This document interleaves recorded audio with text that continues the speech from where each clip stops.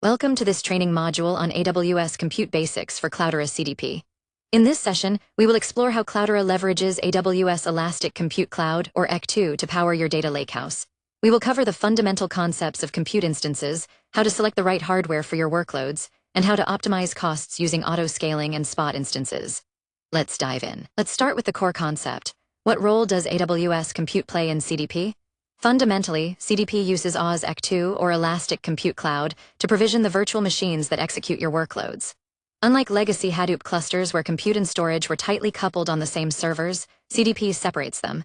Your data persists safely in Amazon S3, while the compute power is provided by EC2 instances that can be spun up or down as needed.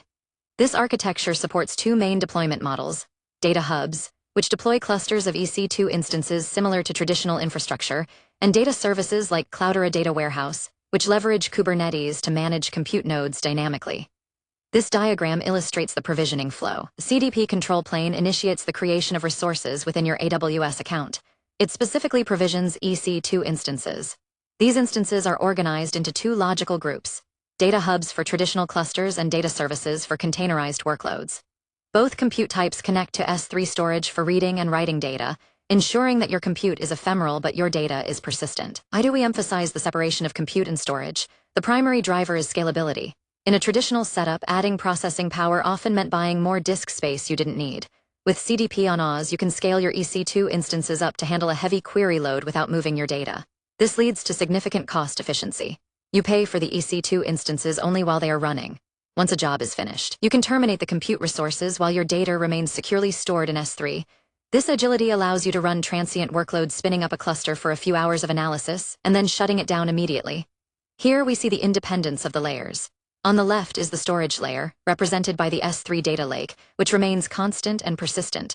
On the right is the compute layer. We can start with a small cluster of EC2 instances accessing that data.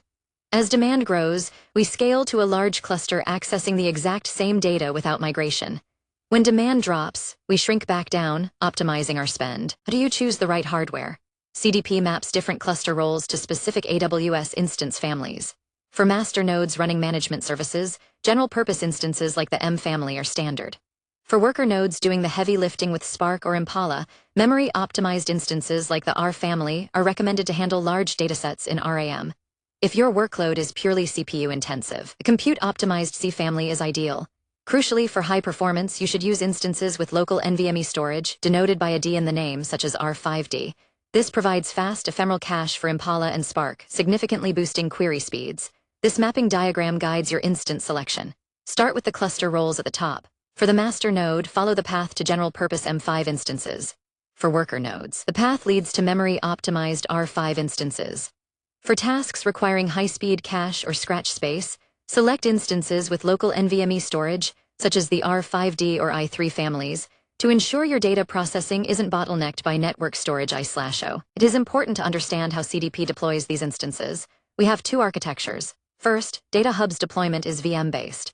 CDP provisions classic EC2 instances directly into your VPC subnets, functioning like a traditional cluster.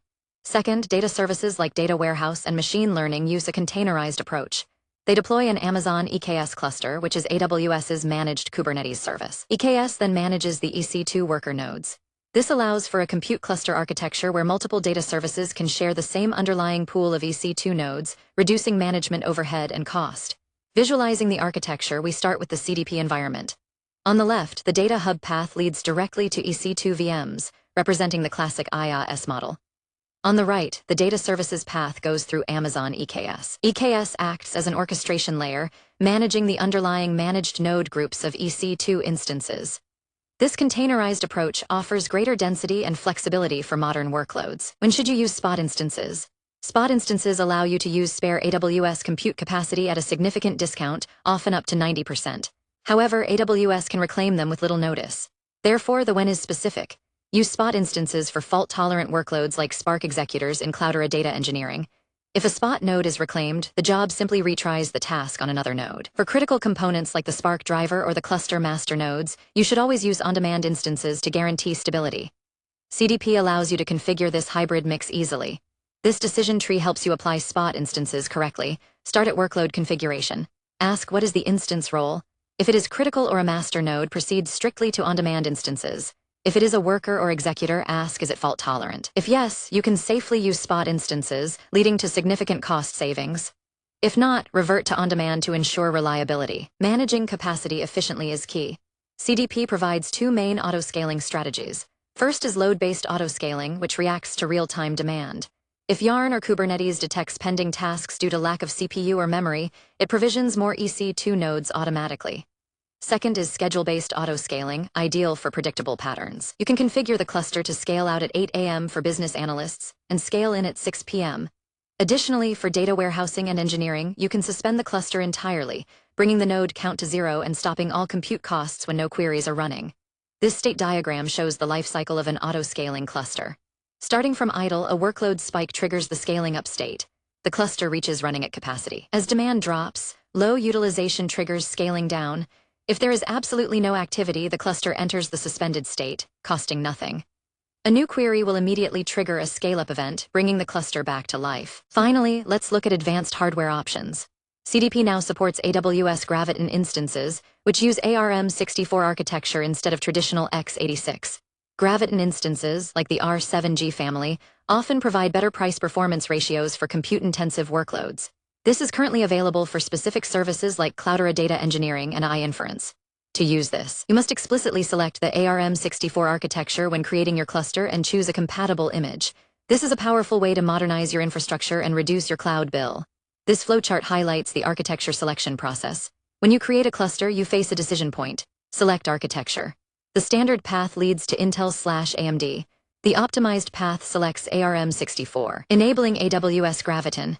This unlocks the R6G and R7G instance families, leading to the ultimate goal, better price/performance for your supported workloads.